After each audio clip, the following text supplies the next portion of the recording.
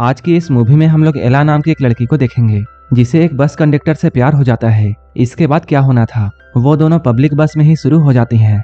एला एक काफी अमीर लड़की थी, लेकिन वो बस कंडक्टर की दीवानी थी और वो हमेशा उसके साथ घपाघप करना चाहती थी। इसके बाद इन दोनों के बीच में क्या हुआ हम लोग इस वीडियो में आगे जानेंगे। तो चलिए इस मूवी को शुरू करते हैं। कहानी की शुरुआत में हम लोग एक ऑडिटोरियम में स्कूल के कुछ बच्चों को रिहर्सल करते हुए देखते हैं। वहीं स्टेज के बैक में एरोल्ड अपनी दोस्त एला के साथ घपाघप करने में बिजी था और वो एला के झील में डुबकी लगा रहा था। एला भी उसके छोटे चेतन की सवारी कर रही होती है, लेकिन तभी एरोल्ड की गर्लफ्रेंड यहाँ आ जाती है जिसका नाम जेना था। जेना इन दोनों के कार्यक्रम को देखकर इन पर बहुत गुस्सा होती है। एरोल्ड अपने छोटे चेतन को संभालते हुए जेना के पीछे चले जाता है। ये सब देखकर एला का मूड बहुत खराब हो जाता है। वो एरोल्ड को रोकना तो चाहती थी, लेकिन तब तक वो जा चुका था। एला की यहाँ सारे स्टूडेंट के सामने बहुत बेइज्जती होती है क्योंकि वो एरोल्ड के पीछे पीछे यहाँ तक आ गई थी। ये तो था एला का स्कूल लाइफ। अब एला काफी आगे बढ़ चुकी है। वो अब एक सक्सेसफुल वेडिंग प्लानर है। साथ ही साथ वो अपनी बहन के साथ एक रेस्टोरेंट भी रन करती है। एला अब काफी सक्सेसफुल थी, लेकिन अभी भी उसके लाइफ में प्यार की कमी थी। इसके बाद एला रॉबर्ट नाम के एक वर्कर को सेड्यूस करके रात में उसके साथ गेम खेलती है, लेकिन ऐसा करके एला को मजा नहीं आता है क्योंकि रॉबर्ट अपने हिसाब से वो सब कर रहा था। जब इनका कार्यक्रम खत्म होता है तब एला दुखी मन से ये सारी बातें अपनी बहन को बताती है। तब उसकी बहन जिसका नाम मीसा है वो उसे अपने टाइप के लड़के सिलेक्ट करने के लिए कहती है। एला को जब संतुष्टि नहीं मिलती है तब वो कुछ खिलौनों का इस्तेमाल करती है, जिसकी वजह से उसकी नींद काफी देर से खुलती है और अब ऑफिस जाने में उसे काफी देर हो चुका है और उसे अभी कोई कैब भी नहीं मिल रही थी। इसके बाद मजबूरी में उसे बस में चढ़ना पड़ा। इस बस में काफी भीड़ होती है, लेकिन एला जब यहाँ चढ़ती है तब वो बस के कंडक्टर रोको से मिलती है। रोको को देखकर एला उसके तरफ अट्रैक्ट होने लगती है। जब रोको उसे टिकट देने के लिए उसके पास आता है तब बस में इतनी भीड़ थी कि वो भीड़ इन दोनों को धक्का देकर बहुत पास कर देती है। अब एला रोको को स्मेल कर सकती थी और वो उसकी खुशबू पाकर उसकी तरफ और भी अट्रैक्ट होने लगती है। इसके बाद क्या होना था, एला ने टिकट लेकर अपने तरबूज को रोको की तरफ सटा दिया।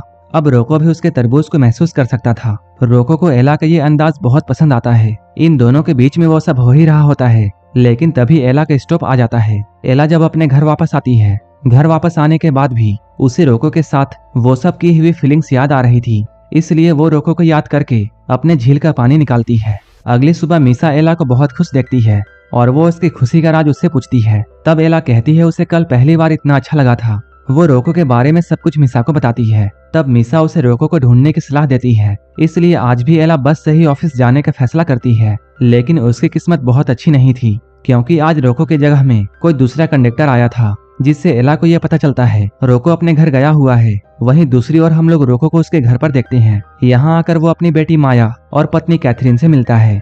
रोको और कैथरीन घर से बाहर रहते हैं और इन दोनों के बेटी होने के बाद भी इन दोनों ने अब तक शादी नहीं की है।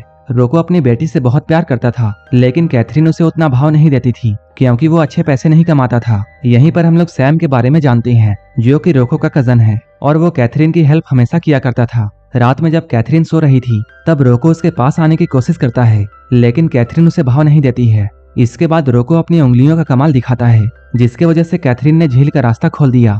इसके बाद रोको बिना किसी देरी के झील से पानी निकालने लगता है। इधर एला लगातार बस से सफर कर रही थी, ये सोचकर कि एक दिन उसकी मुलाकात फिर से रोको से हो जाएगी। सफर करते हुए उसे एक दिन रोको मिल जाता है। जैसे ही एला को मौका मिलता है वो रोको के चाकू को अपने तरबूजों के बीच में रखती है और उसे टेस्ट करने लगती है। अब धीरे धीरे उसका भी मूड बन चुका था। इसके बाद वो अपनी उंगलियों को एला के झील में डालकर अपना काम शुरू कर देता है। अपने इस सफर को खत्म करने के बाद जब रोको बस स्टैंड में आता है तब वो अपने मालिक से कुछ पैसे एडवांस में मांगता है, लेकिन उसका बॉस उसे पैसे देने से मना कर देता है। घर आने के बाद रोको और कैथरीन की लड़ाई होती है। इसके बाद रोको अपने काम के लिए शहर आता है। जब सारे बस ड्राइवर एक जगह जमा होकर पत्ते खेल रहे थे तभी एला रोको से मिलने के लिए यहाँ आती है। वो इस वक्त बहुत ही सुंदर रेड ड्रेस पहनी हुई थी। वो रोको को अपने पास बुलाती है। इसके बाद रोको उसे लेकर दो बसों के बीच में जाता है। ये दोनों यहाँ पर बातें करते हैं, लेकिन जब इन दोनों से कंट्रोल नहीं होता है तब ये लोग यहीं पर शुरू हो जाते हैं। तभी इन दोनों को किसी की आहट सुनाई देती है,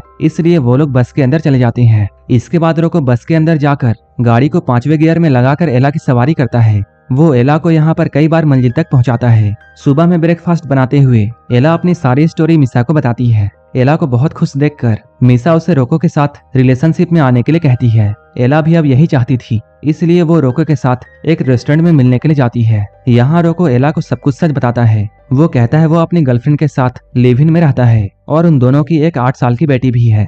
ये सुनकर एला काफी शौक थी। रोको अब ये सब खत्म करना चाहता था, इसलिए वो इन सभी रिलेशन को तोड़कर यहाँ से जाने लगता है। लेकिन एला उसका पीछा करती है और एक खाली सड़क में कोने में जाकर उसके साथ चिपक जाती है। रोको भी अपने छोटे चेतन के लिए जगह बनाता है और वो एला की झील में एक बार फिर से डुबकी लगाता है। रोको के इस परफॉर्मेंस के बाद एला बहुत खुश थी, इसलिए रोको अब एला के साथ उसके घर पर शिफ्ट हो जाता है। एला जब ऑफिस से घर आती है तब रोको उसके लिए चिकन सूप बनाकर रखता है और वो अपने हाथों से उसे खिलाता है। खाना खाने के बाद रोको अपने जबान का इस्तेमाल करते हुए एला को सेड्यूस करता है। कुछ देर के बाद ये लोग लॉन्ग ड्राइव पर जाते हैं। बीच रास्ते में ही एला का मूड बन जाता है। इसके बाद उसने रोको की उंगलियों को पकड़कर अपनी झील में डुबकी लगवा दिया। कुछ देर के बाद ये लोग घर आते हैं। रोको यहाँ पर फिर से एला की सवारी करता है। एला अब रोको के साथ बहुत खुश थी, इसलिए वो रोको को एक महंगी घड़ी गिफ्ट करती है। इस गिफ्ट को देते हुए वो रोको से ये बोलती है वो हमेशा के लिए उसके साथ रह सकता है। अगर वो उसके साथ रहता है तब वो उसे पैसे भी देगी। लेकिन रोको यहाँ पैसे लेने से साफ साफ इनकार कर देता है।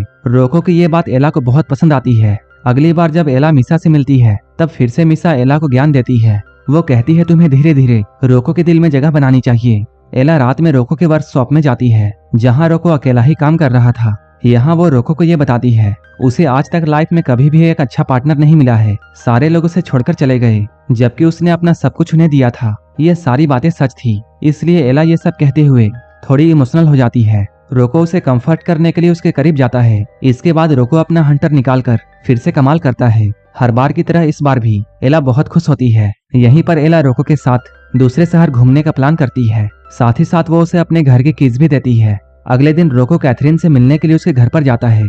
यहाँ आते ही उसकी लड़ाई फिर से कैथरीन से होती है, क्योंकि रोको माया के स्कूल के पैसे जुगाड़ नहीं कर पाया था, इसलिए कैथरीन ने वो पैसे सैम से लिए थे।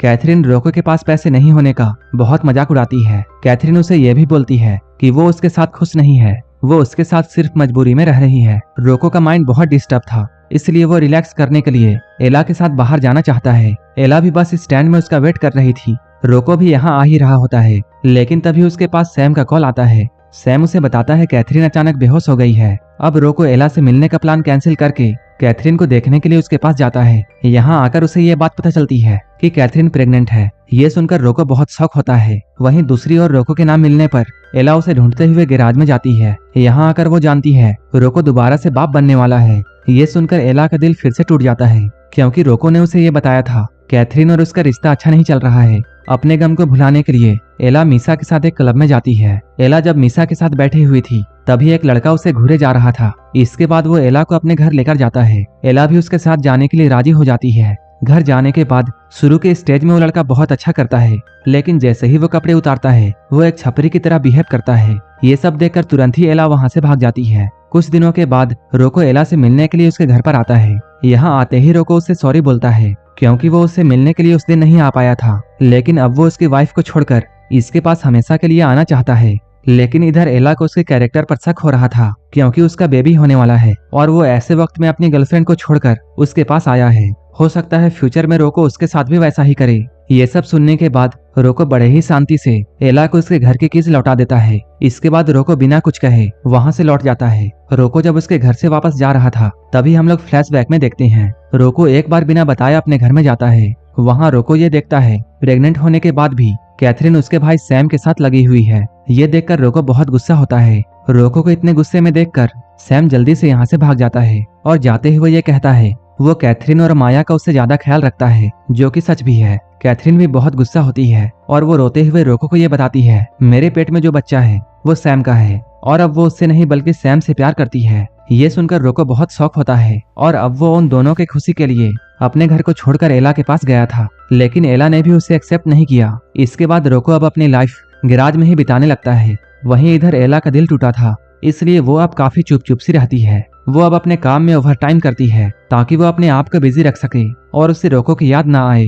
मीसा जब एला की ये हालत देखती है तब वो उसे दूसरे लड़कों को डेट करने की सलाह देती है, लेकिन एला का भरोसा अब सारे लड़कों में से उठ चुका था, क्योंकि स्कूल टाइम से लेकर अभी तक सबने उसका दिल तोड़ा है। अब इस बात को 4 महीने बीत चुके हैं। एक दिन एला की मुलाकात रॉबर्ट से होती है। वो जैसे ही एला के पास में जाता है वो उससे सबसे पहले सॉरी कहता है, क्योंकि उसने उसके साथ उस टाइम गलत किया था और इस बात का रियलाइज उसे भी था। रॉबर्ट के साथ एला काफी टाइम गुजारती है, इसलिए अब उसे घर जाने में काफी देर हो चुकी है, जिसकी वजह से उसे बस पकड़ने के लिए बस स्टॉप में जाना पड़ा। यहाँ रोको उसका इंतजार कर रहा था, क्योंकि एला ने अपना घर चेंज कर दिया था, जिसके बाद से रोको यहीं पर रोज उसका इंतजार किया करता था। रोको आज सब कुछ एला को बताता है कि उसके गर्लफ्रेंड ने उसके साथ क्या किया। उसके गर्लफ्रेंड और उसके कजन के बीच में अफेयर चल रहा था, इसलिए उसने सब कुछ एला के लिए छोड़ दिया और वो कई महीनों से एला का यहीं पर वेट कर रहा था। ये सारी बातें सुनने के बाद भी एला रोको को माफ नहीं करती है, क्योंकि वो सोचती है रोको को ये सारी बात पहले ही उसे बता देनी चाहिए थी, तब शायद एला को इतना दुख नहीं सहना पड़ता जो कि वो 4 महीनों से सहती आ रही है।